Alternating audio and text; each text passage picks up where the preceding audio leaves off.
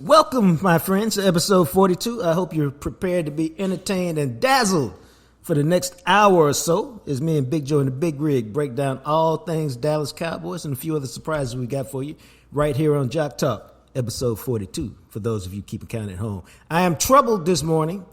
Troubled, I tell you, Joe. Troubled! Because one of my 3 aromatherapy machines is not putting out. 2 of them look like smokestacks in a factory, and one of them ain't doing nothing.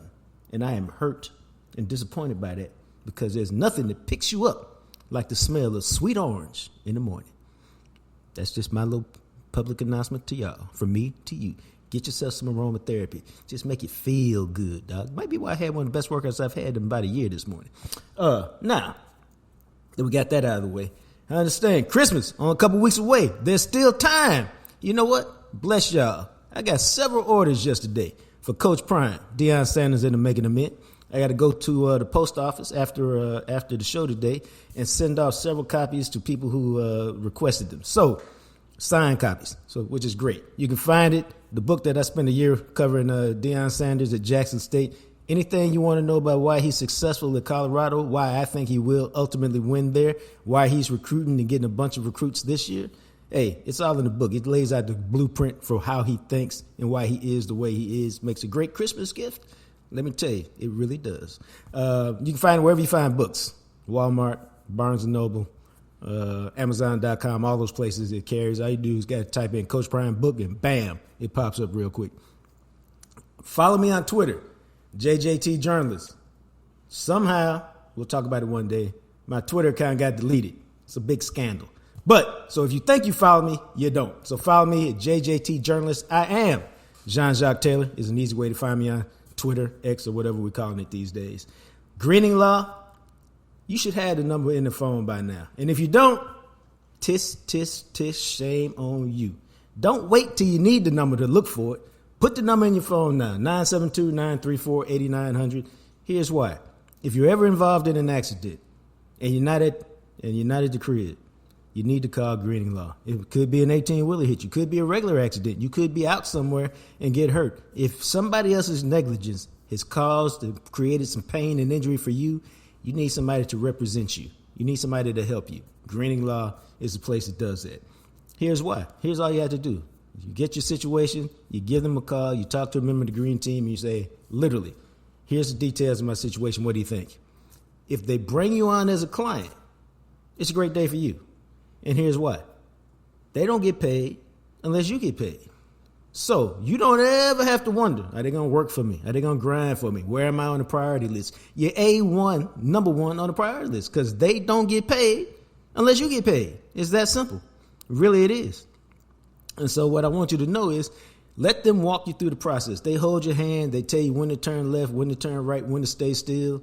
Hey, all of that is important because they want you to focus on 2 things. Rest, renewal. Renewal and rest. Get your mind right, get your body right, then you'll be right. That's what they want you to focus on. So if you're involved in an accident, it's not your fault, somebody else's negligence. Just punch in the number, 972-934-8900. It costs you nothing but time, and it might just change your life. Speaking of life changing, let's go to, this is my favorite thing of the one of my favorite things of the week. Whispers from the Start when done properly, which means I got enough time in the locker room to get it done, is my favorite thing to do. But 4 plays that shape the game is really high on my priority list too, because it's always fun to go back and look at a Cowboys game and talk about how they ended up winning this game. Because every game is really, to me, and I ain't breaking no news here, it's 3 or 4 or 5, 6 plays in every game that changed the difference. And so it was really amusing to me, dog. Cowboys blow out the Eagles 33-13. And I heard a reputable person, analyst, real good dude, who doesn't really have, he's not anti-Cowboy, he's not pro-Cowboy. He's a legitimate analyst. You know what? He may have some bias there. Okay, I just thought of some bias. But anyway, it was Ross Tucker, who's great at what he does. Played for the Cowboys. You know one of my favorite stories about Ross Tucker? Because I've met Ross 2 or 3 times. We had him on our show. Yeah, TCU Jam session. with the TCU also. Ross Tucker went to TCU? I think so. Him and his brother. I think he got a brother, so. right? I don't know. I don't think he went to TCU. And I'm not saying that I know this for sure. But he didn't sound like a TCU guy. I thought he was an Ivy League guy. Okay. But and I'm finna look it up while we're talking. But the interesting thing about Ross Tucker is Ross Tucker played in the National Football League. No, he went to Princeton. Okay. Ross Tucker played in the National Football League from 2001 to 2005, okay? He played with your Dallas Cowboys in 2002. He started 7 games for your Dallas Cowboys in 2002. I have zero memory of Ross Tucker at all. And I'm good with names. I'm good with players. I have no recollection of at all at Ross Tucker's 7 games in Dallas. And he started. Now, 2002 was what? Dave Campo's 5-11 season.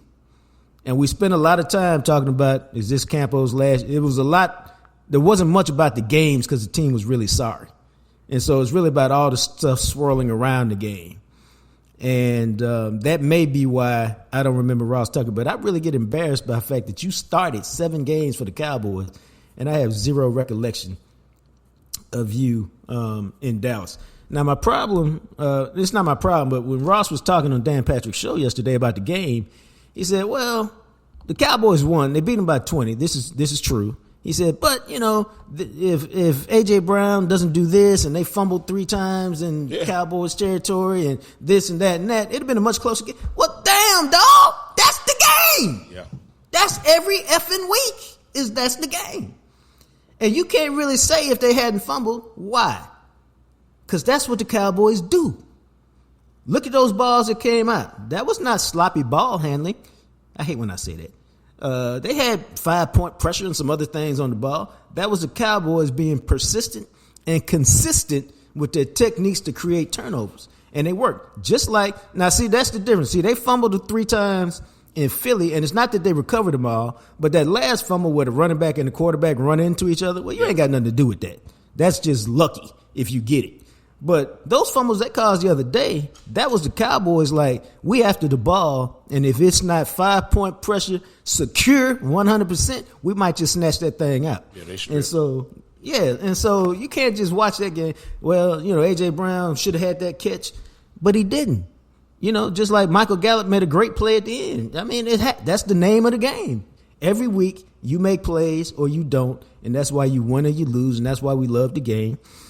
And so there were 126 plays in the game the other day, and here's 4 that made a bigger deal than the others to me.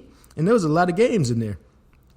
And so you start off, dog, with the Cowboys getting the ball because Philadelphia deferred, as teams do most of the time.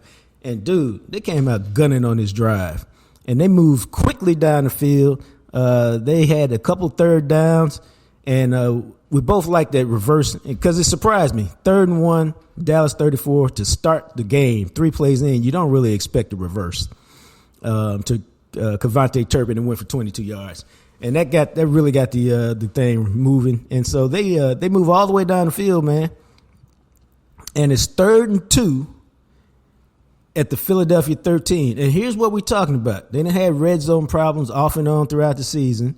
And here's a play because this is what we call 4-point play. And when you're playing Philadelphia, if they can hold you to a field goal, they like, yeah, they came out, they all hyped in front of their home crowd. We got to win because they moved down the field. We held them to a field goal. So 3rd and 2, right off the bat, we got a play that matters. Here's what happened. 3rd and 2.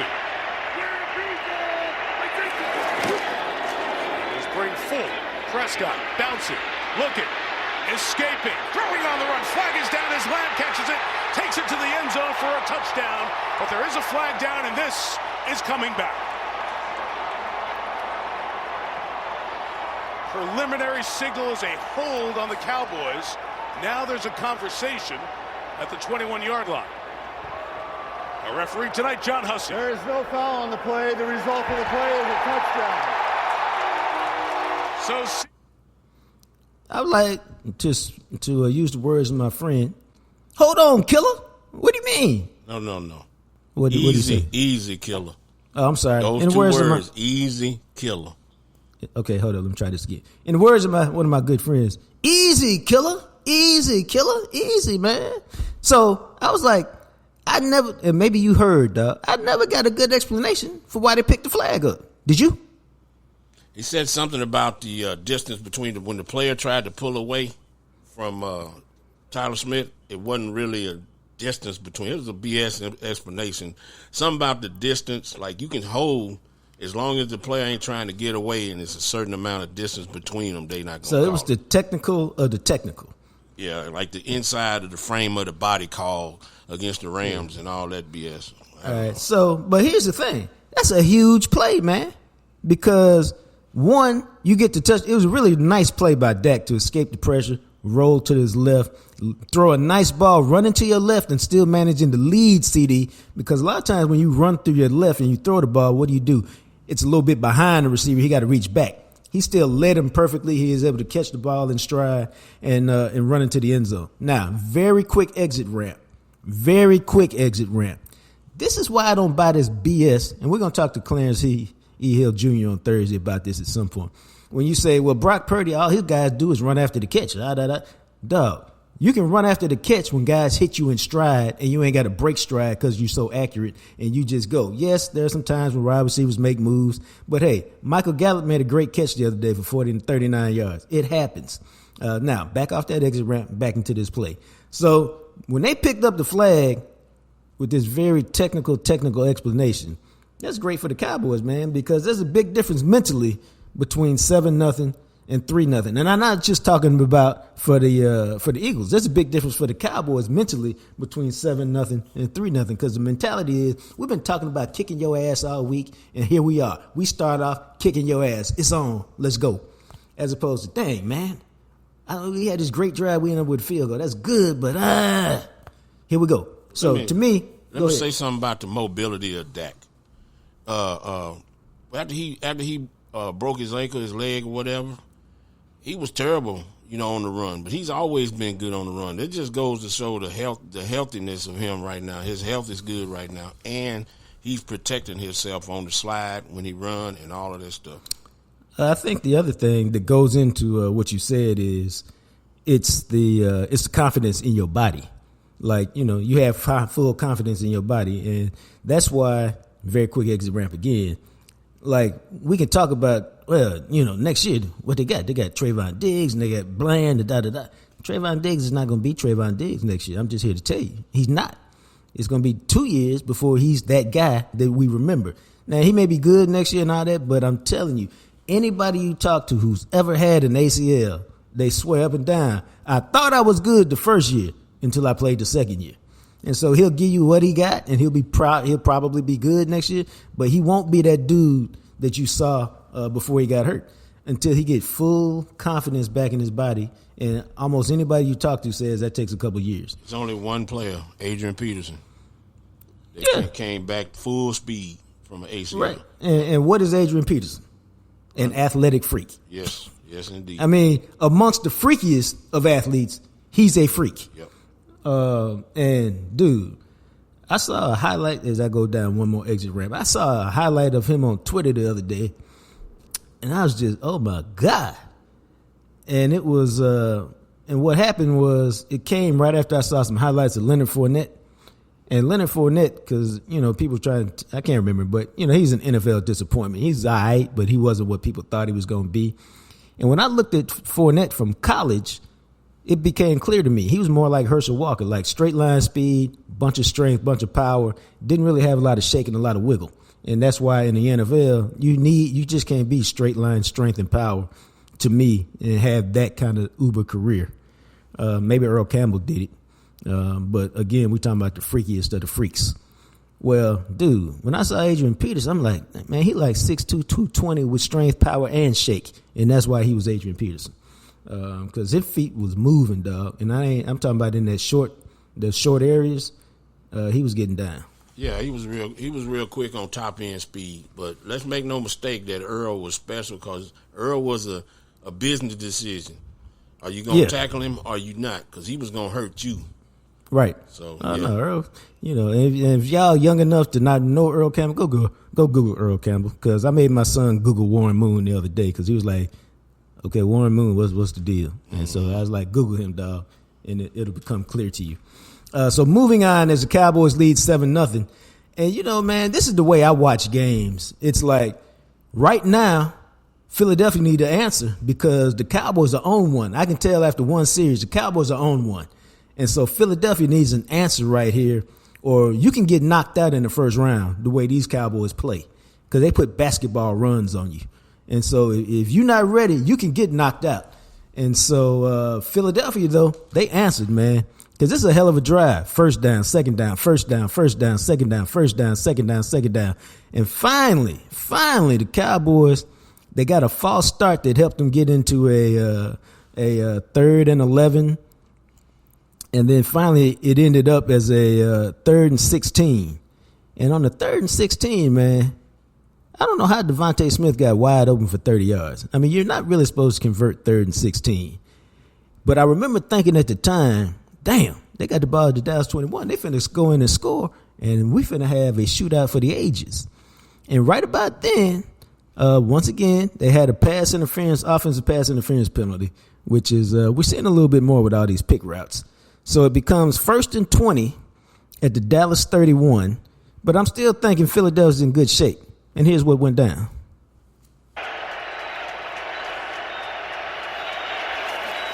First and 20 and a design run with Hurts. He takes it to the 20, lost the football. Dallas is on it.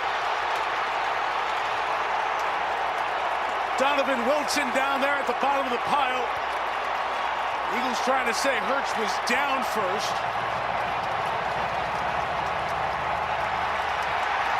Cowboys ball. Dude, huge play. Huge play from a dude, in my opinion, is having I don't want to say if he's, okay, here's the word.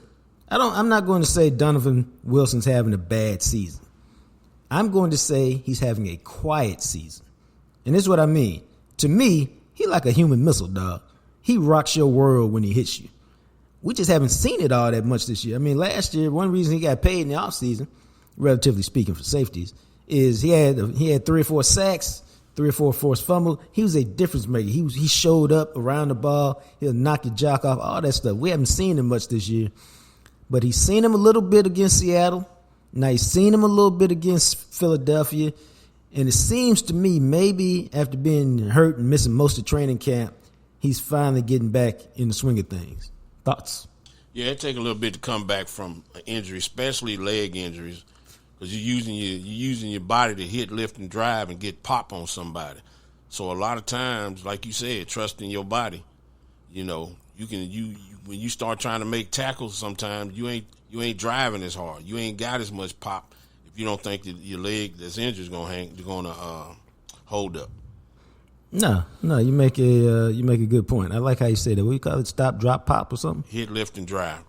Hit, lift, and drive. Sound like what you used to do with the blocking sled. Do that. You do that in a number of drills, but you mostly do it when you're knocking the hell out of somebody. Hit, lift, and drive. Hit, lift, and drive.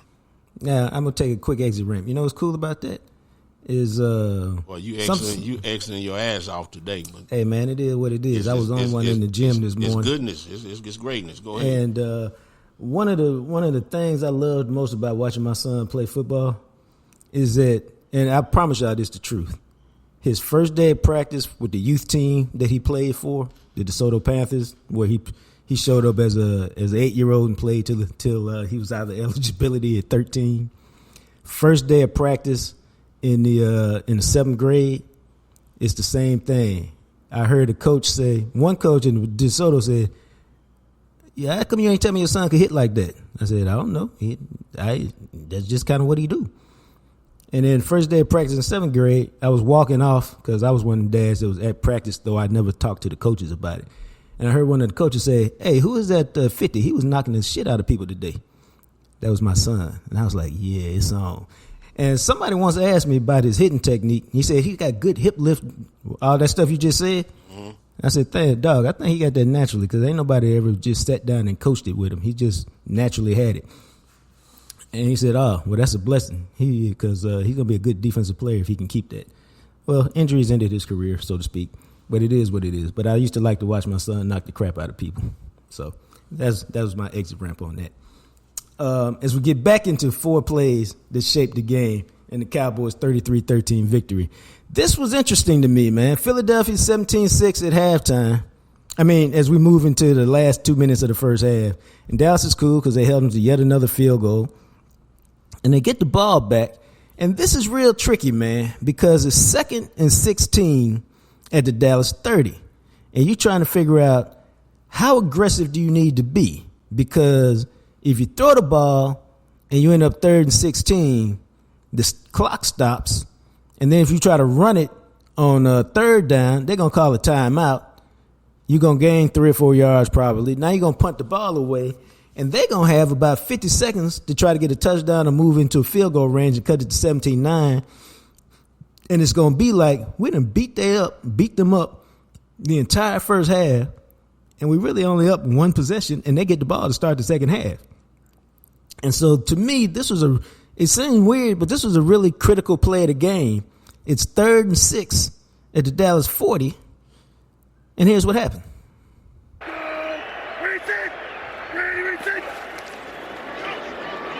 Prescott's got some time here. Rips it to the right. Flag down as the catch is made by Brandon Cooks on the sideline.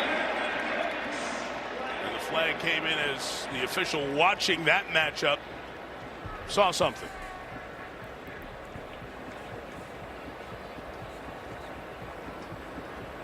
Face mask?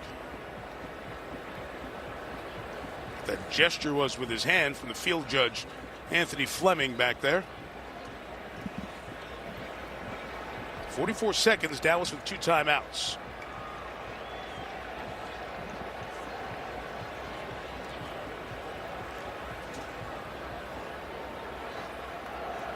There are 2 fouls on the play, both by the same player.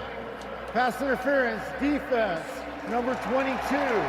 Also, while committing that act of pass interference, face mask, personal foul, defense number 22. Dude, I ain't never seen nothing like that in my 28 years of covering the National Football League. Never, ever, never have I seen something like that. You pulled the man's face mask, and so you got called for that, but that was also pass interference, but the face mask is also a penalty. I mean, like I said, I never seen anything like that. And all of a sudden, the Cowboys pick up the 10 yards for the pass interference and 15 yards for the face mask. That's a big play. Yep, 25 yards. Yes, sir. All of a sudden, they at the Philadelphia 35 with 44 seconds. Now it's on and popping. 2 plays later, a perfect post route by Brandon Cooks, a perfect throw from Dak Prescott. Sweet. And it's 1st and goal at the 1. And then they ran a beautiful pick play. And this is what I like to see. I mean, for years, I complained amongst others, like, why is Dallas the only team that don't run pick plays? Like, why? And this was a beautiful one at the goal line. CeeDee Lamb did a little 360 twirl to get in the dude's way. And because it was within a yard of the line of scrimmage, it was legal. I mean, it was a beautifully called play, a beautifully executed play. And just like that, Dallas goes up 24-6. And at that point, I'm like, oh, they finna pick a number today because they own one, and Philadelphia got no answer for them. Still, Eagles get the ball to start the 3rd quarter, and it's like anything else. It's 24-6, but if you can come out and score a touchdown, it's the same feeling. They done beat us up and down the field, but it's 24-13 with the whole second half to play. We're the Eagles. We come back from 10 down all the time. We beat teams over 500 all the time, except for San Francisco. We come back from 10-point deficits all the time. So there was still some, I think, a little bit of, angst in the building. And then when your boy Jalen Carter returns the strip sack, 42 yards for a touchdown, it's 24-13. Yeah, You like, here they go. And part of that problem was, this just me, your boy here, just me. I ain't never seen Zach Martin picked up and put down like that on that particular play.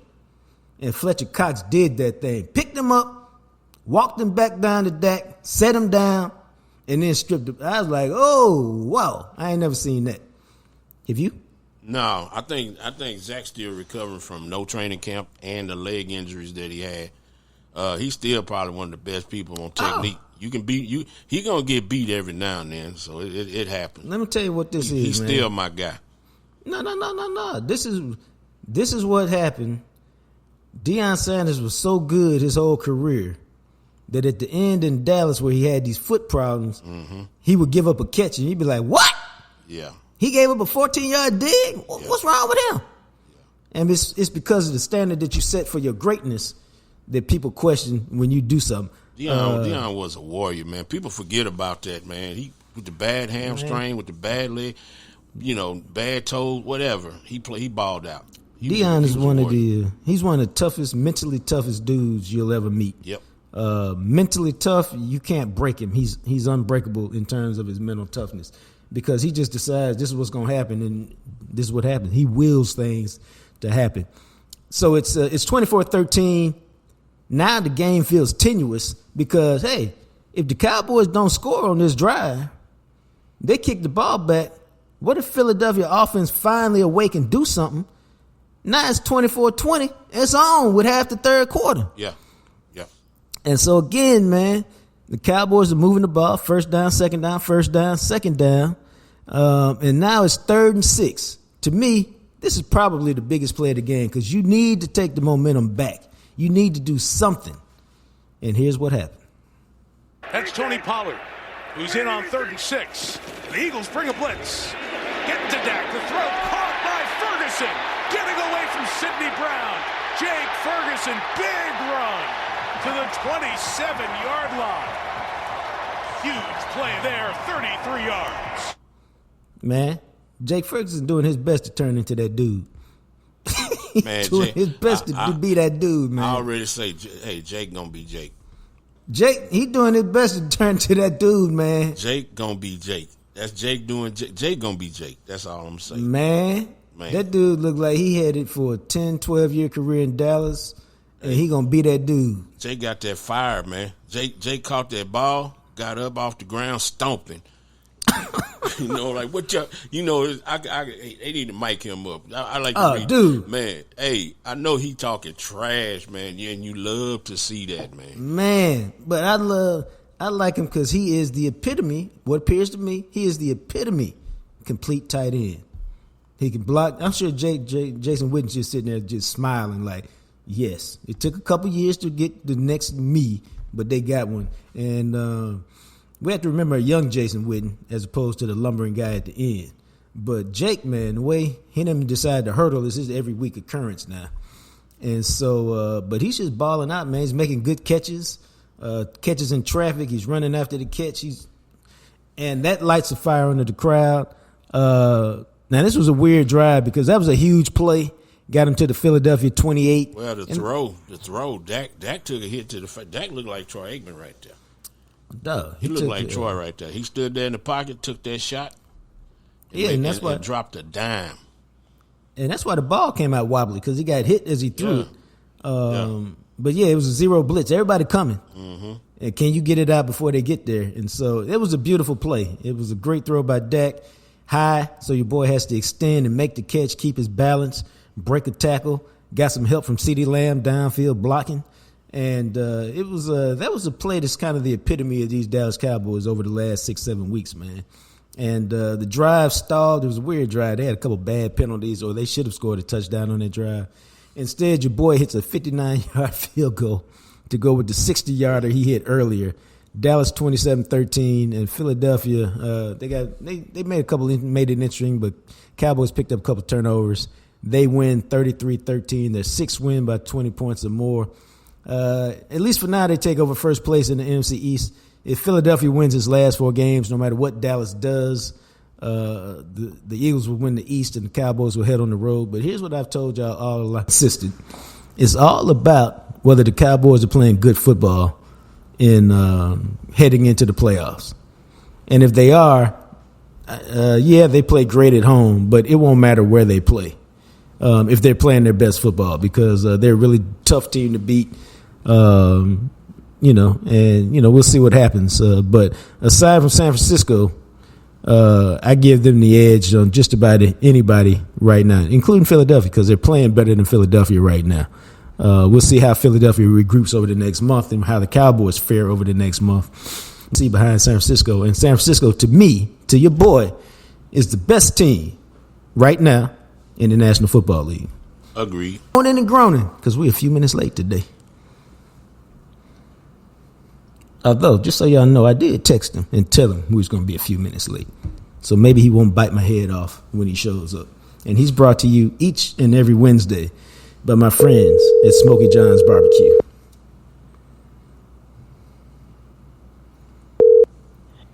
Hello. What's up, bro? What's going on?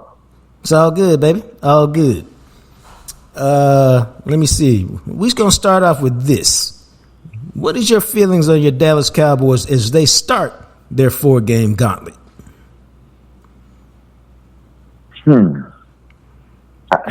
don't want to say, well, yeah, I mean, I don't want to say, well, they've done what last year's team did, and they're in the same spot that the team in 21 did, but they kind of are. Now, I think what's different, though, is how they're playing. They're not squeaking by teams that they should beat handily, and then a team that was the best that they've played so far, they handled them, too, in Philadelphia last week. So you have to feel as good about this team as any since the 07 team, because even the 16 team didn't have a defense that was like this.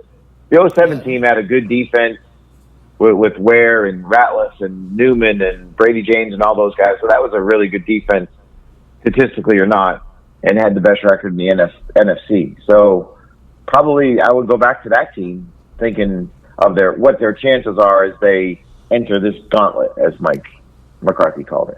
What about 14? That's Dez. I don't think the defense was up there. I think the offense is as good then and now. But again, it's the separator is the defense. That wasn't a hallmark defense. Sean Lee didn't even play that year. He tore his ACL in minicamp. Rolando McClain had a really good season, but how many of those guys made the Pro Bowl? That's a good question. How many of those guys made the Pro Bowl, John? Let me look that up. Yeah, we'll get on that. But I mean, and I say that because you probably got a media guide handy, and I don't. Yeah, there were 0 Pro Bowlers on that. I mean, look, their defensive line was George Selvey, Nick Hayden, Tyrone Crawford, Jeremy Mincy. Well, let's end that argument or that conversation. Right. Yeah, and look, Crawford was a good player. Those guys were all functional, good, solid players, but none of them are Micah. None of them are DeMarcus Lawrence, even though that was DeMarcus's rookie year. So I would give this defense the edge over those guys. What was your take on the Eagles game and how they performed, and what we can take from that? I mean, I don't know any other way to call it other than impressive. Like, Philadelphia might not be what we thought they were or are, or I don't know what I'm trying to say with Denny Green, but they only scored 6 points. Like, the only touchdown they got was from when Dak had the sack fumble. Like, I don't know if they got inside the Cowboys' red zone the entire night. One possession. Yeah. I mean, that's as impressive. And that's a good offense. Like, that offensive line is good. Hurts was an MVP guy or is an MVP guy. We know about their receivers. Goddard was back playing. So it wasn't like they were playing an Eagles offense that didn't have anybody. Now their defense is terrible, and I don't know how they work around that with a month to go. Now, and I still say this, they're still going to win the division because they're going to go 14-3, right. And it's not going to matter, so they'll get the tiebreaker. But that's why I think for the Cowboys, somehow make sure you're playing the Eagles in the divisional round of the playoffs and not San Francisco, and that might be incumbent on what happens, in the other first wild card rounds for that to happen. But if I'm Philadelphia, I have some real concerns, and they might need to change the way they play offensively to start protecting that defense because they just don't have any answers in the secondary. They can talk up Kevin Byard and the acquisition of that all they want. Did he make a play? I mean, I'm sure he did, but was he a difference maker? Has he been a difference maker? Like, Shaq Leonard got out there. Did you notice him? Like, I mean, I'm not saying they never should have signed those guys because if you think they can help you, go out and get it because you think you're a team that can get to a Super Bowl. But I'm not making a judgment on Shaq Leonard on his first game after being there for 2.5 minutes. Right. But I still think that Philly defense is hurting in such a big way. Now, I think the interesting thing about this is, and I talked to a couple people yesterday, and I listened to Dak. He goes 24 of 39, 271, 2 touchdowns, no picks. And he's like, I didn't really play that good, or we'd have put 50 on him. And I talked to a couple people yesterday and said, Dak was just all right. And I go, really? He been playing so good that 271 and 2 touchdowns is just all right with no picks.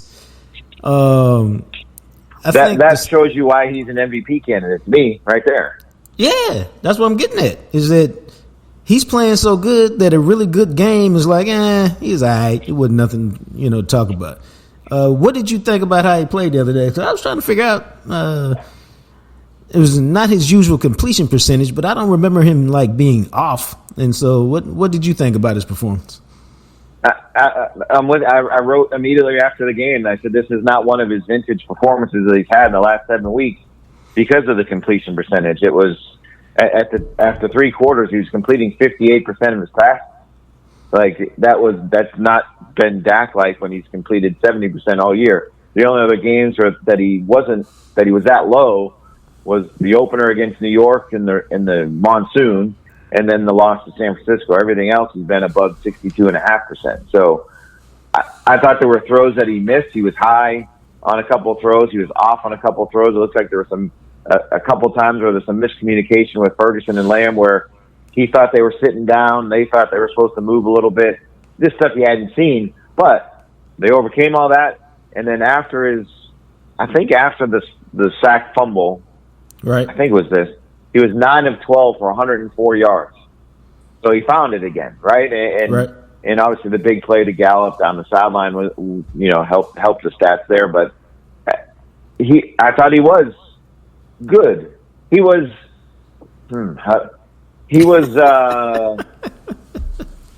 Dak last year. He was Dak the year before. He was good. Right.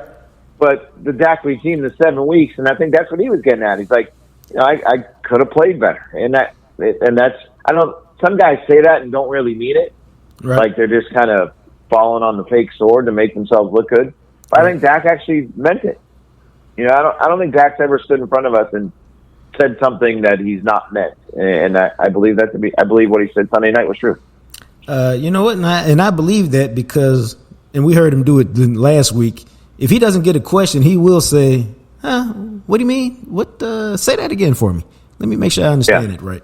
Which means he's really trying to give you an answer as opposed to, going through his mental index of answers and pulling one out for you just to placate you so he can do his 10 minutes and get on with his day. He doesn't do what coaches do when you ask the question and when they're fumbling for what they're going to say, they repeat and say, yeah, that's a good question. When really in their mind, when they say that, it's like, that's the dumbest, most idiotic question I've heard of her in my life. Let me formulate my thoughts here in this second and a half to go give you the answer that will just move me on to the next question.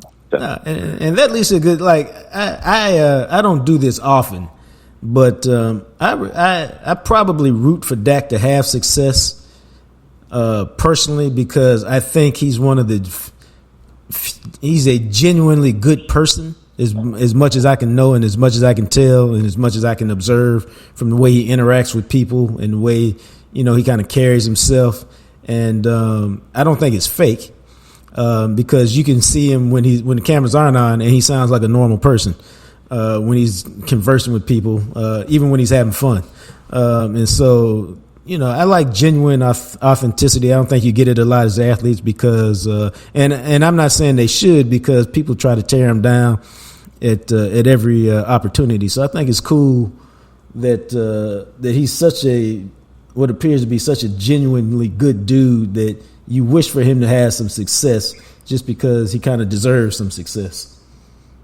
If all of that makes sense. Yeah, I mean, his whole story, right? I mean, I don't know how anybody can not like the guy.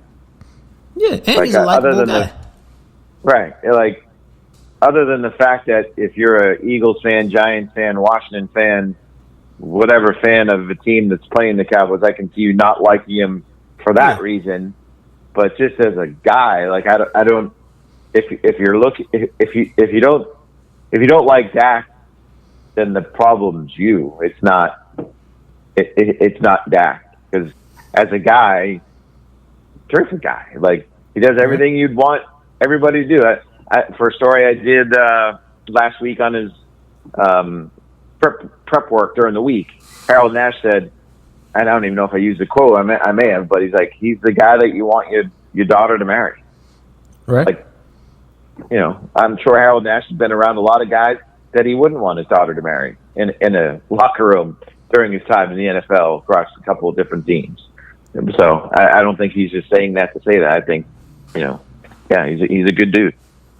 Yeah, he is, and I think I can't wait for this week's matchup, man. I think it's going to be a great game because both quarterbacks have been over their careers much maligned. Some of it deserved, some of it not. But you got two of the best quarterbacks in the league squaring off, and I don't know that I've seen Josh Allen in person play, and so I'm looking forward to that. And I just think it's going to be a phenomenal game. How do you see it playing out? So I'm looking forward to it too, and I'm looking forward to it mostly because I think you're going to the game and you're going to probably be sitting outside. So that's what I'm looking forward to. Are you going? Yeah, I've already checked with my dad about the weather. It's supposed to be 44 degrees, but you know, my dad. That's cold for you, though. Yeah, but I mean, I am that dude, man, and so you know. Oh God! What does that mean? I am that dude. The cold don't affect you or something? No, man. You know, it's not going to affect me. I'm going to be bundled up nicely. But, you know, my dad. This is where we bring up Michael Johnson cut your grass when you were a kid. I am that dude. Yep, you're that dude. You know, that was completely unnecessary. Shots taken. Shots completely taken. Unnecessary. That was for Joe. I had to that's good. Yeah. Well, hey, man, hey, it's all good. You think I ain't heard that before? Yeah, I have. I think it's it's supposed to be balmy for Buffalo standards, but you know, my dad being such a long time season ticket holder, you know, he got heated jackets and you know all kind of stuff I've never even heard of. He's got in his arsenal of weather wear because he ain't missing no games. He even got a little Jeep that he named We Go. I go like, what is that? Like, we go, no matter whether it's 12 feet of snow or 10 feet of snow, we go. And so that's what he named his Jeep. Yeah, you got to be tough to live in Buffalo, man. No, so my dad says you have to embrace the conditions, and if you embrace it instead of moaning and groaning about it, you can thrive. Yeah, service we used to call it embrace the suck. Right. Now you also have to understand that when he went to Buffalo in 1987, I was a sophomore at Ohio State, and he said, "Hey, I just got this great opportunity in Buffalo. I'm gonna take it. You want to go?" And I was like, "Dad, I love you. Ain't nothing in Buffalo for me, man. Not no football team, not no sports, and my girl is here. I'll come visit you with regularity, but I ain't no way in hell I'm going to Buffalo." And he said, "All right, son, I'll see you later." And we're still close all these years later. And the second he moved there, Buffalo started getting good and went to 4 straight Super Bowls. Yep, there you go. And the suffering that they felt because they couldn't win any of them is beyond belief. But back to the game, I'm looking forward to the Josh Allen. But look, I think Josh Allen could run for 100 yards against the Cowboys this week. Run for, right. We saw for some reason. Well, the Eagles didn't have the ball much because of the time of possession, but Hurts ran it pretty good a couple times, especially early in the game. So I think Josh Allen can be a guy that can hurt them with his legs. And look, they're good again. Well, they're not that they've ever been bad, but they're believing again, right? Up there, Yeah. It seems like, and you look at the rest of the AFC, everybody's kind of coming back to the pack. Like even, Baltimore's on top. They need overtime to beat the Rams, who the Cowboys beat by 20 points, 23 points, whatever it was. Right. Miami loses a 14-point lead in the last 3 minutes of the fourth quarter last night. Kansas City's imploding.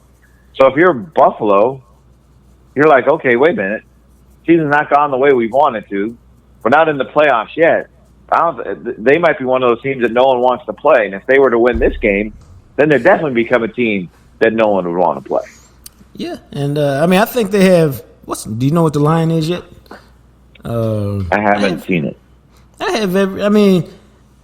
I'm gonna try to find the line right quick, but I don't think it's a.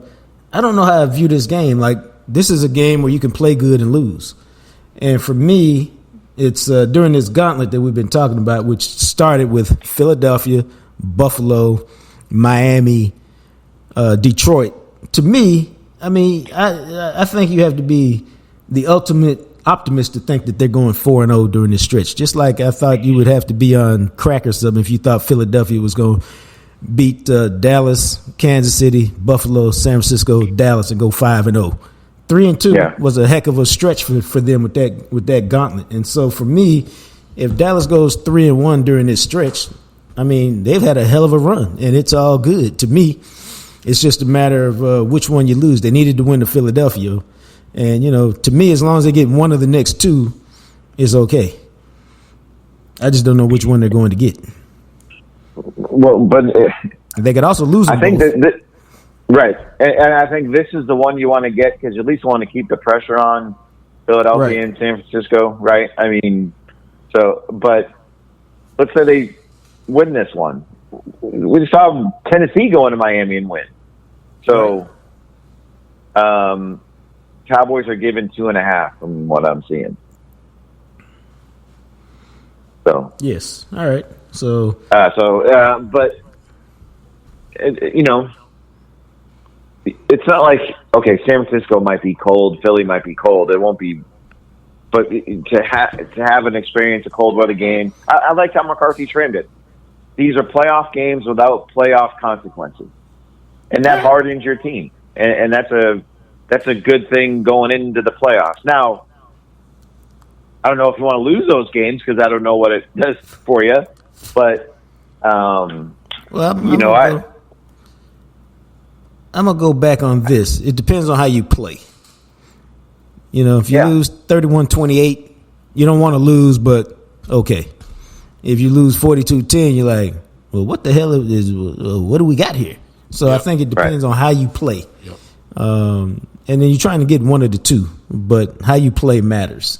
Because odds are you're not going to win the division. Odds are you're not going to win, but you need to be playing your best football going into the playoffs. And if you do that, I'll take my chances with your Dallas Cowboys.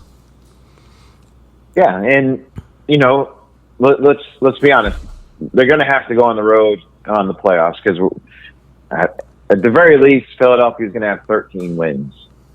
So at the very least, so San Francisco, they got the tiebreaker. So you better show the ability to play on the road because you're going to have to win 3 games on the road because you get 5th seed. You're going to have to go to the NFC South again. You should win whoever you're up against, but they lose at Arizona, bad loss. Banked by the Niners. Beat the Chargers, wasn't a great showing necessarily, but I think their last 2 road games against Philadelphia and then Carolina, whatever. They need to play like you said. You want to win, but you better play well on the road too, so it's not a question of, well, crap, how are we going to do in this stadium that's different than what we usually play on? Right. You mentioned something interesting, and I got away from it. That run defense, I thought the run defense was shady against Philadelphia. But then when I looked at the stats, it didn't look that bad, but it didn't seem to me like they controlled the running game at all against Philadelphia. And so I still have questions about whether they can do it, especially with Hankins. I guess he had a high ankle sprain, and we don't know yet his availability for this week.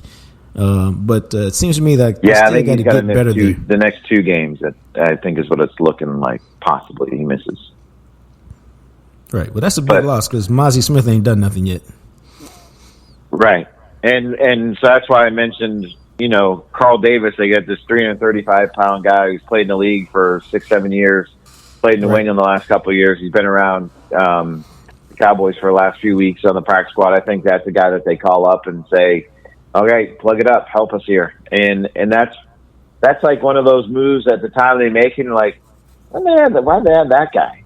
And now you find out why, right? And I think might be a couple more positions, and I don't know who you go get at corner, at linebacker, have a veteran on the practice squad, just a dude that ultimately is the just-in-case emergency guy. Not that you're going to sign him and say, he's fixing our issues. No. It's just like someone gets hurt at these positions, you got a guy ready that can step in and help you. I think those are 2 positions that they should look at, down the stretch here. I'm not saying go get Dominican Sues. I don't think that's going to happen. But the run defense is a concern, and it's going to be because of what you said. Mozzie's not had the season everybody thought. And we talked about it before. Maybe he's paying the sins for following guys like Tyler Smith, Micah Parsons, and CeeDee Lamb, that you just think these guys walk in and play great from the beginning. Right. But there's just something that's not there. Like and he looks smaller. I don't know how much he weighs, but whatever they list him at, let me see what they list him at. They list him at 328 pounds. He don't look 328. I bet you he's 310. Like, he don't look like 300. And now, he didn't look like he weighed 328 too, the way he's put together. But he looks smaller than he did at the start of the season, or especially when he showed up. When they selected him. But he needs to be a guy that doesn't have to make plays, but again, hold up, hold everybody else up, let these dudes make plays. That's like what the job's got to be. And now, there's going to be a lot more focused attention on him. And if not, then it's going to be a Carl Davis or Neville Gallimore or somebody. But But I think it's good. He'll get plenty of playing time over the next 2 weeks if he earns it, to show, I've progressed and I've grown. Before we let you go, Stephon Gilmore was on one the other day, man. Was that just because he pissed, or is that something he can continue to do? Because I love the way that they've matched him up the last couple of weeks. No, I think this is kind of who he is, right? He's going to give up catches. They all do.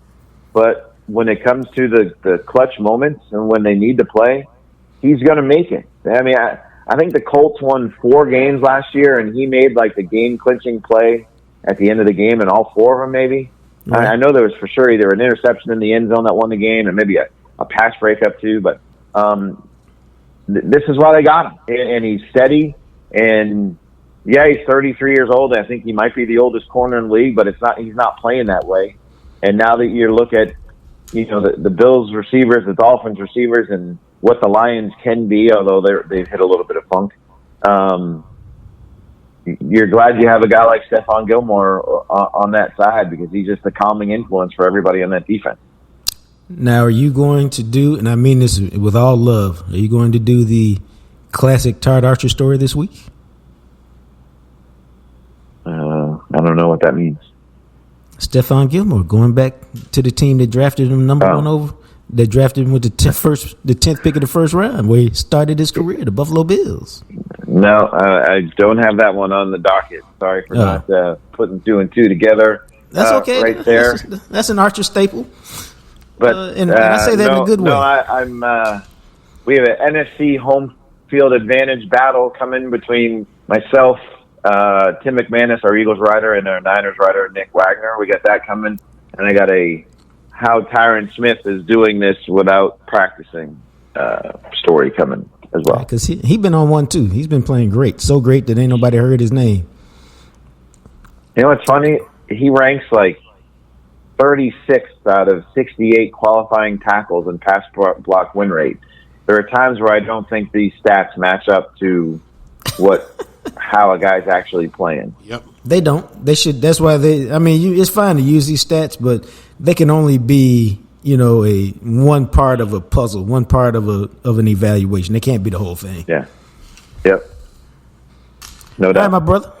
I'm not Okay. rushing you. Where are you going? Where you got Calvin and Calvin's not going to this game. You got Chill meeting you on Saturday? I mean, you can meet me too. No, that's you why didn't invite me. No, I texted you earlier, and I had the receipts. I said, "When are you getting to Buffalo?" Have I texted you about any other game this year about when you're getting there? It was I don't believe I but it have. wasn't say what are you doing on Saturday. It was when are you getting there, and then it was I'm trying to get a credential so I don't have to sit out in the cold. Get 'em. So if we're gonna bring up the text messages, I was gonna say, why you put all my business out there? Get him, Todd. Get him, Todd. And my dad asked me what I was doing. I said, I'm still working through it, man. But I think the plan is to hang out on Saturday. Get me, you, my dad, my AJ is going with me.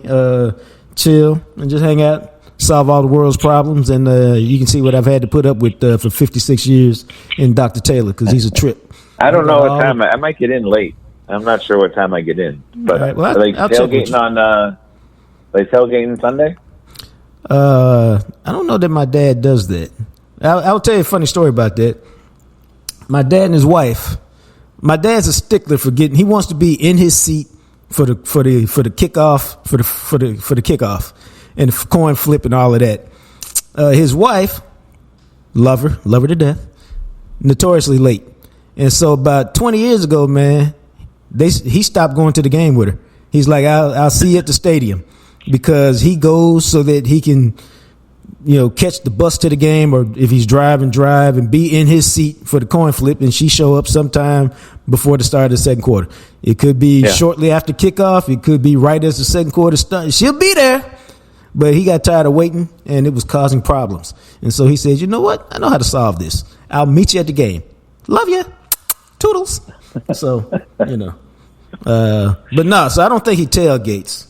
But I don't know. So we'll see. But we'll be in touch this week. That's a game you get too early because of the traffic getting into that stadium is kind of a nightmare. Yeah, I'm trying to figure all of that out, man, and I'm running out of time. So I'll have some answers before tomorrow. Okay. All right, brother. I'll talk to you later. All right. See you guys. All right. Now y'all know why Todd Archer, who's brought to us each and every Wednesday by Smokey John's Barbecues, is on the show. Because that's how he treats me. The only person who treats me worse than Todd, he's on the show every day. Big Joe and the Big Rig. I don't know why they feel comfortable treating me like this, but they do. Only ones who treat me like this. I always got some smart-ass comment to say. Always put me in my proverbial place. But you need people like that around you. Otherwise, I'd be completely and totally out of control. I don't know about always because I didn't say nothing about you not knowing the immediate action on your little potpourri thing that you got going on over there. I mean, I was thinking about that, but I said, nah, I ain't gonna say nothing. You understand what immediate action is, right? No, what is it? That's when you do something to get something restarted. Do you slap it? Do you pull it? Do you reset it? Like when your weapon don't fire, you got to do immediate action. Oh, okay. I like slap, this. pull, tap. I was thinking about love making. No. You slap the magazine. You pull the charging handle. You tap the magazine. You slap you tap the forward assist. You pull the charging handle. Tap the magazine. That ain't got nothing to do with making love. Let me tell you something right now. Craig Burrs, he's smiling so hard he don't know what to do. That's my gun guy who listens to the show. Mm-hmm. I mean, he is grinning from ear to ear. And then he gonna text me like, I can't believe you said that. I don't listen to you for you to mention me. I just listen to the show because I like it. Mm-hmm. But now, Craig is out here, gun guy. But back to Smokey John's Barbecue. I ain't gonna lie. I'm not gonna be out to get Joe Nunn this week. But I might meet Newey Scruggs over there this week. And I'm trying to get Joe during the Christmas week. Is going to happen. I'm going to do whatever it takes to make it happen during the week of Christmas. Because that'll be his Christmas gift. And so the Jam Session Bowl, which I'm going to introduce to Newey, hopefully, I'm going to check with Newey. Maybe it gets done today. But I'm going to introduce it to Newey, man. It's a bowl with a mac and cheese or mashed potato base. And then it's your choice out of 2 out of 5 smoked meats. Your boy goes with the brisket and the sausage 99% of the time. Maybe 90% of the time. And then all that stuff you find in a loaded baked potato, from bacon bits, chives, cheese, sour cream, butter, all that stuff, man. They put it on top. Then comes the fun part. They either drench it with sauce or drizzle it with sauce. It's your choice. It is to live for. It is love in your mouth. It is fantastic, delicious. It is on the secret menu. Did you hear that? Secret menu. It ain't on the regular menu. It's on the secret menu. So if you don't ask for it, you ain't going to see it. And when you ask for it, everybody's be like, what is that? I don't see it. What is that? Huh? It's on the secret menu. You tell them, man. You just, if you know, you know. That's simple. It is to live for. Try it. And then send me a picture. It's fantastic. Now, if you can't go to Smokey John's, but you need to feel it, need to taste it, need to have some, you can go online to SmokeyJohns.com. Click on the marketplace. You can order the rub or the sauce and have it at your crib like instantly. You think that doesn't make a great stocking stuffer? It does. You hear that? It does. You can also go to HEB in Frisco, pick up the rub. No problem. It's fantastic. Smokey John's Barbecue. It is to live for. And I'm calling Newey, and let me tell y'all something. I may end up over there today. I'm sorry, Joe. Whether Newey come or not, that I can't take the helicopter ride out to Crowley today. If I could, I'd deliver it. But I'm going to check with that Scruggs, man, because I got the Cowboys Wednesday and Thursday, so it's a no-go. And then I'm going to Buffalo on Friday. So today's the day. Got to make it happen. What do you call it? Slap, tug, pull. No. What is it? You tap the forward assist, you pull the charging handle, Tap, and you pull. tap the magazine. I mean, Tap, pull, tap. you slap the magazine, you pull the charging handle, you tap the forward assist. Slap. All that's to get the boat, make sure the boat's seated, so it'll come back. But anyway. Slap, pull, tap. Yeah, that's what stop I'm going to do to my fort Stop it. in that jam session bowl later on Stop today. it. Stop it. If Newey Scruggs get a jam session bowl before me, I don't want it. No, dog, I ain't going to pay for his. I'm just saying, I don't know. Nah, come on, man. Because I've been promised this bowl. Come on, man. Don't be like that. I ain't got nothing against Newey. I like Newey. I always have. But if he get one for me, I don't want it, dog. I'm trying to get better. I'm trying not to cuss. We're going to talk about that one day. Yeah, we're going to talk about that today, because I need you to settle down on that. Let's move on to the block, man. Roger that. Today's topic, sushi. Are you down with sushi? No, sir. When's the last, have you tried sushi? A little bit, but, you know, when I make it to the buffet, it's too much more stuff over there. Okay. Usually, see, I never been to a sushi place. I've been to a sushi place, a buffet place that's had sushi. Nah, so you have not had sushi. No, and I'm not judging you. I'm just telling you. Yeah. It's like if you get a taco at a pizza, if you get a taco at a steak place, you know, you do what people do if you want sushi. So I was never been a sushi guy, ever. And this is always interesting to me. This is why you need to, in my opinion, this is the beauty of exposing your kids to different things, or having friends who expose you to different things. And you expose your friends and your kids to different things, because then people can experience stuff and decide for their own whether they want to roll with something or whether they don't. So I had never tried sushi. Raw fish, that don't sound like nothing I need to try. And then the Dallas Morning News assigned me to cover the 2010 Olympics in Vancouver, where sushi is a wonderful thing. And so I was there, I was there 21 days covering the Olympics. And somewhere around week and a half, Kate Haropoulos, one of my friends at the Morning News who was covering the Olympics with me, she said, hey, a couple of my friends are going out to sushi tonight. You want to go? And I was like, girl, I don't get down with sushi. She says, you haven't had Vancouver sushi. She said, it comes fresh out the water in Vancouver. It's the freshest sushi you'll ever get outside of Japan. I said, all right, I'll try it. I mean, I'm on a company dime, so I ain't paying for it. What better way to try it? So I went out, and she said, if you've never tried sushi, start with the California roll. It's a basic roll. There's nothing exotic about it, and it'll give you a feel for what it is and how it tastes. It's rice and cucumbers, some basic stuff.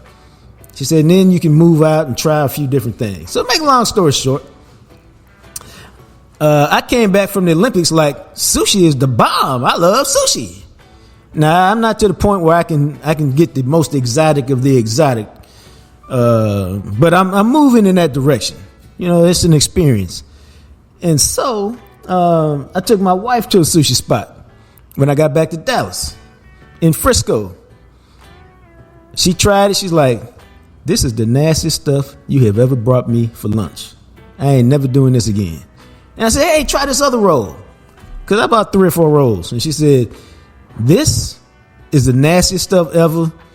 You're going to have to eat all of this. I'm not eating anymore. And I said, no. I said, there's 4 different kinds. Try this one. See if you like this one.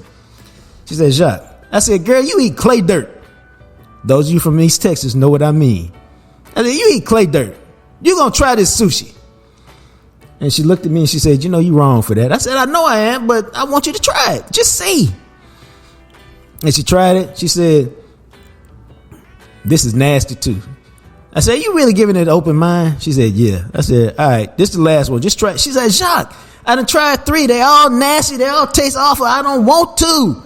I said, so you telling me the woman that eats chitlins, which is really food covered in pig shit, don't want to try this? Just put all her business out there. Golly. Everything ain't for disclosure, dog. Yeah. This was 15 years ago. It don't matter. I said, you eat chitlins, intestines covered in pig shit. They not. But you don't want to try. You don't want to try this last piece of sushi. She said, I can't really tell you everything she said right then, but she said, okay, I'm gonna do this for you, and I want to hear another word from you. Now you know my wife, and so it take a lot for her to get to that level. And so I said, hey, and she tried it, and you know what happened? She got a little smile. I said, oh, you like that one? She said, no, I don't like this one, but it's okay. I said, you lying, you like that one. And she started smiling. She said, okay, this one's not too bad. I said, just say you like it, it's okay. So we can get out of here. Right. Yeah. She said, okay, I like it. I said, yes, you like it. Now, fast forward 15 years, girl eats sushi all the damn time. Now, the reason I'm telling y'all this is my son turned 20 yesterday. I tell that dude, I'm trying not to tear up. I tell that dude all the time, I love you because you my son, man. But I like you, dog. I'm so happy that you a good dude and that we can kick it as father and son and have fun because I was really concerned for a period of time. Now, this is just my own personal concern. And I don't know if you guys who are fathers out there, if you experienced the same thing. When he was a kid, I knew how to handle him, meaning I knew what our relationship was around. I watch him play sports. We go to the movies. We play basketball outside. I knew that. I had no issue with that. I knew how me and my son get along and hang out. And then when he was a teenager, 14, 16, I'm still watching him play sports, but now he got his friends. And so there was a period of time where I'm trying to figure out, where do I fit in? How do I get in? How do I keep a relationship with my son where we cool? So you still got the father-son thing. Sometimes I need to get in your ass about what you're doing. But we can enjoy each other, the way I envisioned it the day he popped out the womb. And so slowly it evolved. And now we had a great relationship. He's in college, and we probably get together at least once a month. Maybe twice sometimes, but at least once a month. He'll come by my spot. He'll play some pool. Last time he was here, we played some FIFA on the PlayStation for about an hour. We played some pool. We watched Ohio State, Michigan, and it was a great time. And so we talk probably 15, 20 minutes once a week, blah, blah, blah. So his birthday yesterday. Hey, where you want to go for your birthday? I don't know. Hey, dog, you want to go to your sushi spot? He's like, yeah, that's a good thing. Let's go. So took my son, kids, my ex to the sushi spot last night, and it was a good time, man. And And he enjoys sushi. He likes to eat sushi all over Dallas. And I was asking him last night, I was like, did I introduce you to sushi? He's like, I think you did, but, it's kind of exotic. So I kind of like exotic things. And so it was good. And so we spent last night eating sushi and telling lies about his first 20 years of life. But here go the funny thing, man. I got a grandson he one of the funniest people I know without trying to be funny. He don't like but about 5 things in this world to eat. And I've been trying to tell him, dog, you can't just live off of 5 things. One of them being pizza and 2 of them, the second one being chicken McNuggets from McDonald's. I was going to say, chicken strips got to be in there somewhere. I said, you got to have some more in your life, man. It just can't be that. And so last night, I tried to get him to try some edamame. Y'all know what I'm talking about. No, I don't. And he kept looking at it. I said, no, dog, put it in your mouth and pull it out with your teeth. And he's just like, I can't do it. It looks too nasty. I just can't do it. I said, try it. I can't do it. So I looked at the menu and I was like, this boy ain't finna eat nothing on this menu. So I ordered him some chicken fried rice. They had to make it special because it wasn't on the menu. The bowl came. He was all excited. He took a bite. He's like, this is nasty. I said, but you like chicken fried rice. He goes, I know, but this is nasty chicken fried rice. I was like, dog, you're killing me, man.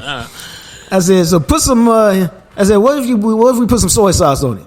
He said, yeah, put some sauce on it. Put it on there, mix it up, took a bite. How is it? Papa, this nasty too. This the nastiest chicken fried rice ever. They don't know how to make it here. I just shook my head. So by that time, the sushi came. This boy looked at the sushi, picked up a piece. I said, you got to put it in your mouth in the whole time, man. It's the only time you're allowed to stuff your mouth because it's meant to be eaten all at once so that all the flavors mix and mesh together. So, of course, he only took half a bite. And he's like, this is pretty good. I like this. I was like, what? Everybody at the table was like, what? I said, boy, you lying. Is he not? And so he took a bite of the other half. He ate that. I was like, oh. And then he reached down. Nobody said nothing. He picked up another piece. And this one was a Hawaiian roll and had some mango in it. He said, what is this? And he spit out the mango part. I said, all right. I said, you want some more? He's like, no, I'm good. I'm full. So I'm good. I ain't think nothing else about it, man. We get in the car. And I get a text from his mama, my daughter. She says, and I'm going to read this to you exactly. Why did Elon just say, I really didn't like the sushi. I just did it to try new things and make y'all happy. There you go. And I said, my boy, that's all right. Because at least you tried it. And that's my sushi story. Sushi is terrific. A lot of good sushi spots in Dallas. I've had some of the finest and I've had some basic. It's okay to be somewhere in the middle. But sushi is good. It's pretty light. And, you can get some of it fried, tempura. And so it's not raw if you can't handle that. But go out if you haven't tried it. It's a good experience. It's a good date night because there's a lot of different things you can try, a lot of different things you can talk about. So try some sushi. You know what the moral of that story is? What's the moral of that story? Is when you learn something new, it depends on who's introducing you to it and how they introduce you to it. Yeah, exactly. What's the lady named Kate? Yeah, I Kate. thought that was pretty good introduction right there. Yeah, that it's all. Well, no matter what you do new, it's always the person that introduces you to it, how they teach you, no matter what it is. No, that is very true. No, it's real talk, and that's the way when I introduced the kids to it, that's why I took the same approach. And kind of.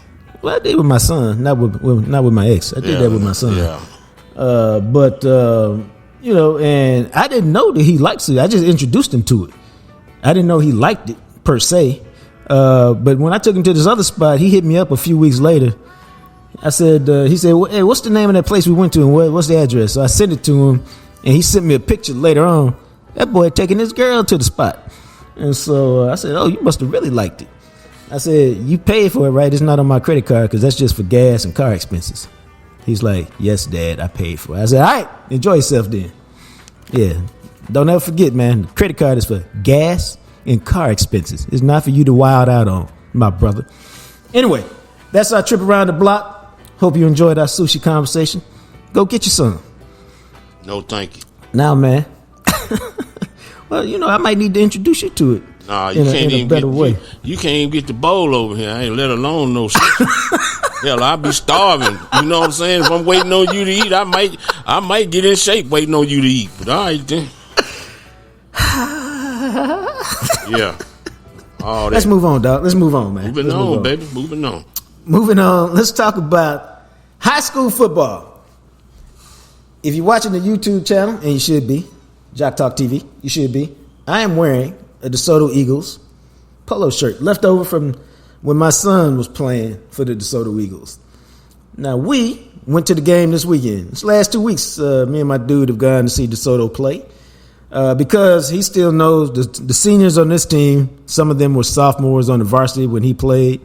Some of them were on the freshman team or on the JV. So he still knows several players on this team.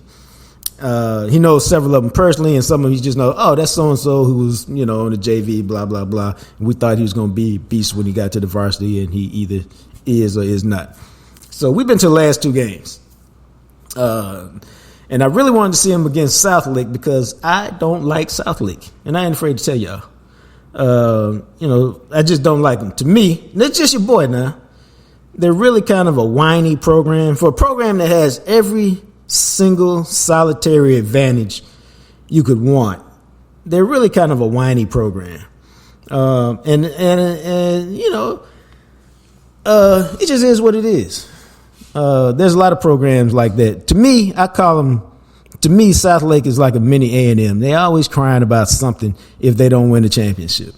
But that's just me, in my opinion. So I was hoping that and a lot of that stems from when they beat Skyline, where I went to high school a few years, probably a decade ago. They beat them 2 or 3 times in the playoffs.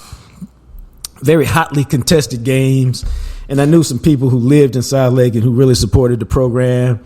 And the way they talk, man, it was like, well, you got all these athletes, but you're just not as disciplined and you don't do this. And it's like, just shut up, because you got every single advantage. You should win based on your advantage. But anyway, it was a great game. DeSoto won. I can't remember the score. It seemed like it was 45-38. Something like that.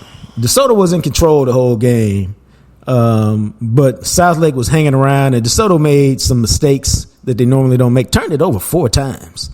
But they're in control. They win the game. And it's like, again, it's a well-played game. So I'm reading the story in the paper the next day.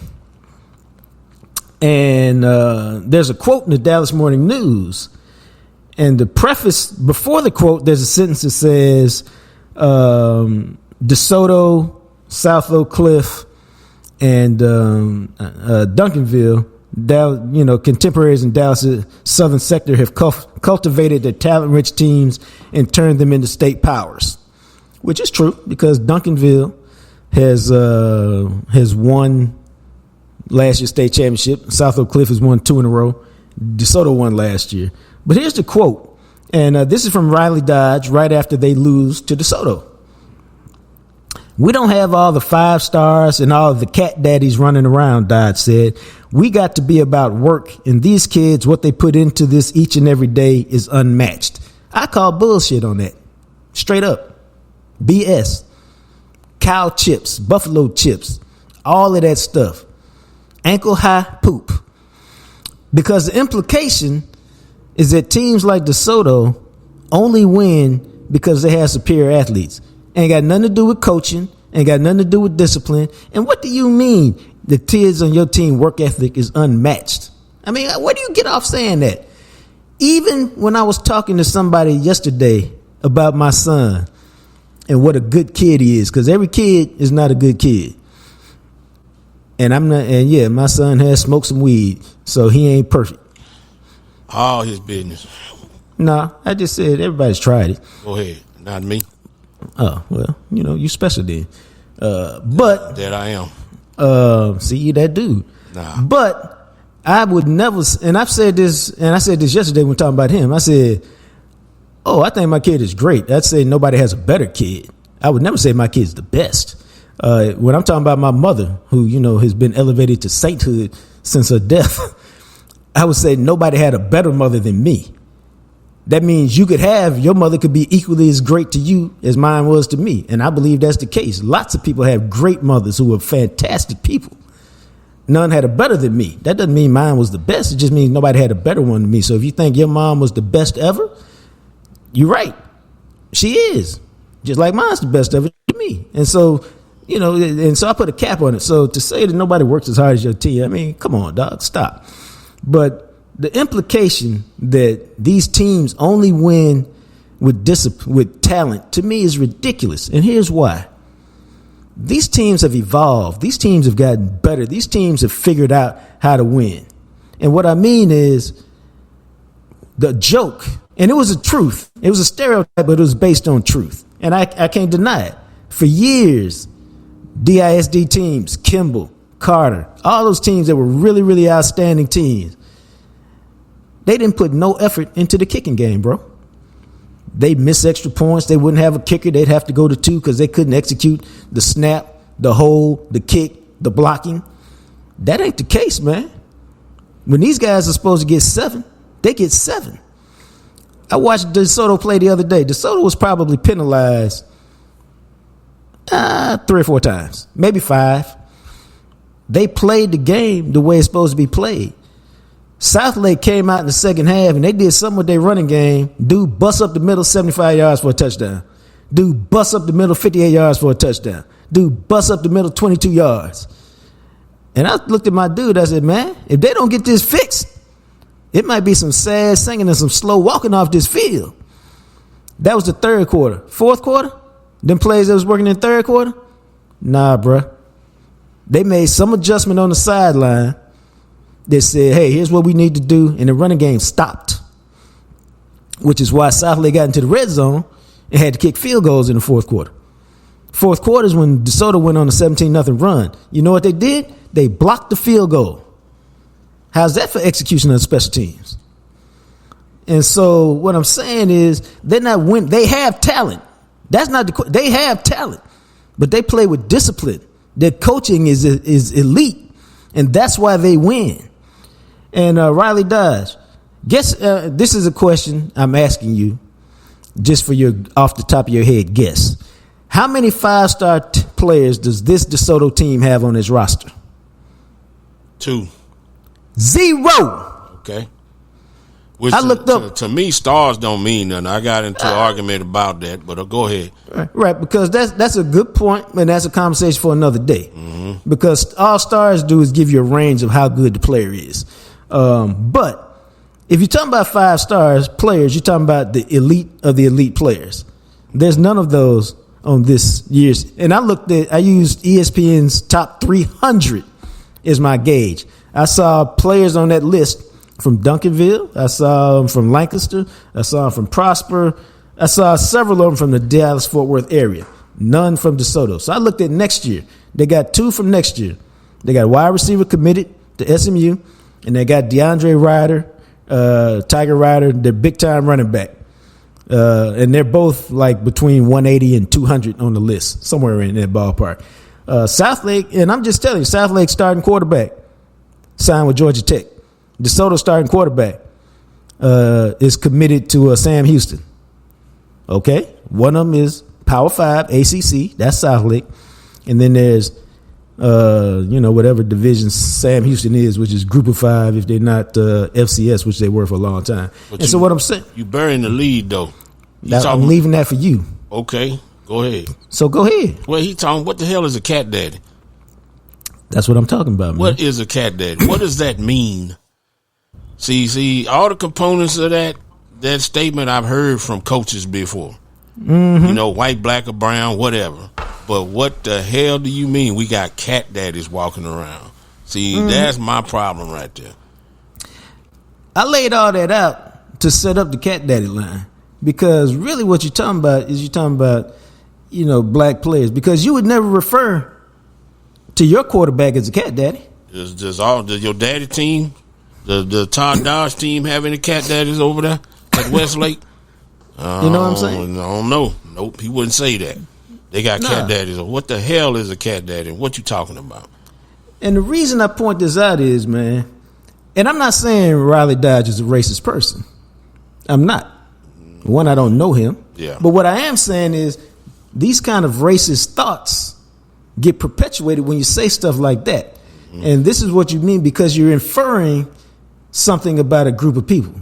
That's what you're doing. And you can say, I'm not racist. I got black players on my team. I do this in the black community. That don't mean nothing, man. Well, there's two individuals on this show, me and you, that don't see race in everything. You can't possibly see, you know, not to get along in this world, you can't. So we don't see race in everything. So it ain't like we just saying, hey, I don't want to hear that race card shit because I don't play that. I'm just saying this guy saying that him saying that statement is crazy. It is. It's not even veiled racism. It's pretty racist to me to say that we don't got cat daddies. What the hell? Right. Because again, we would say, and you know, a more experienced reporter, because who covers high schools? Your least experienced reporters. You know, and part of that is they're intimidated by coaches. That's number one. And number two is you don't have the experience in a lot of times to understand the follow-up that you should ask. Because if you had, and this is what would happen, and this is kind of how the business has evolved. Like, I'm the kind of guy who would go to a high school game and cover it as a columnist because I think high school sports in Texas and Dallas is important and worthy of being covered. Because look at the stadiums that they build and look at the numbers that they draw. People care about high school sports in Dallas, especially high school football. And so, you know, if I were there, I would stop and you know, you would ask Todd, so what's a cat daddy? Just so I'm clear. Mm-hmm. And then you would get a follow-up answer. And then you might even have a discourse of, well, who are the cat daddies on your team? You know what I'm saying? And you could get deeper into it right then. But if I was there, I'd certainly come back and write about it because it matters what you say. Your words matter. Your context matters. And you just don't get to say these off-the-cuff racist statements and be like, oh, well, that's not what I meant, but that's what you said. Well, when he's saying cat daddy, I think he's talking about, you know how we as people, we celebrate. Right. You know, clapping, cheering, stomping, whatever. You know, that might be what he referring to, but it's still not good. You know? No, it's not good, and he should be called on it, and he should have to deal with it, especially when you think about all the racial tension that's been in Southlake. Yeah. And he ain't making this up. Yeah. Former Dallas Cowboy Russell Maryland was all over the news just a few years ago talking about his kids and the school and everything going on over there. Southlake has had numerous incidents that have been documented. And they had like the slave auction over there or something? I think so, but I'm not sure, so I can't speak so. on it. But they've had enough drama, racist issues from a very affluent suburban community because they're one of the most affluent communities in Dallas-Fort Worth. And so, you know, you just have to, you just don't get to say whatever you want to say with no repercussions and nobody question you and ask you about it. Saying they can't coach. In my personal story with DeSoto, we played them. I will tell you this, and people ain't gonna believe me, but the same athletes they have in DeSoto, they got the same athletes in North Crowley. Right. It's just the program and the coaching and all that. We played them my son's senior year in 7-on-7, and my son them was killing Joshua and Burleson and all the surrounding people over here with their athleticism. Right. We played DeSoto. DeSoto mopped them up. It was a lot of finger pointing on our side, a lot of cussing each other out, and it was just frustrating. And I pulled a couple of players together, including my son. I said, hey, that's what happens when you get coaching and talent put together. Exactly. See, them guys are playing together. They disciplined. They coaching. They whooped y'all today because they was more disciplined than y'all. They was coached better than y'all. And I ain't knocking y'all coach, but he know. That's why his ass over there looking mad. That's why y'all cussing each other out. That's what you gonna run into if y'all ever make the playoffs. And that's enough said about how well them kids are coached. And he gonna intimate that they not coached well and they just got 5 stars and they just got talent. Man, get out of here. Right. Exactly. No, exactly. Because Southlake still got every advantage.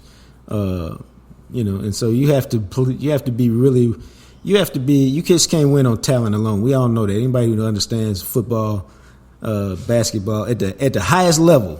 Now you can win a lot, but at the highest level, if you ain't got coaching, man, and discipline and effort and work ethic, you're not gonna win. Well, coaching is the difference. That's been the difference maker at Southlake. They've been coached up big time, and they might have caught up to them. Where everybody trains in off season. Everybody, everybody got it. personal coaches. Yeah. Everybody got that. So yeah, that's it. But I just wanted to spend some time talking about it because I think it's important, and I don't think you get a pass, just because. Anyway, we appreciate it. It's been a fun show today. We're always brought to you by Grinning Law. Give them a call. You're in trouble if the number's not in your phone by now. If you're involved in an accident and it's not your fault, 972-934-8900 with Greening Law. My friends at Smokey John's Barbecue, that Jam Session Bowl is out of control. Follow me on Twitter, JJT Journalist. I am Jean-Jacques Taylor. And remember, Coach Prime, Deion Sanders and the Making of Men. My book on the 2022 Jackson State season with Deion Sanders is a great Christmas gift. Till we talk again, you guys be blessed.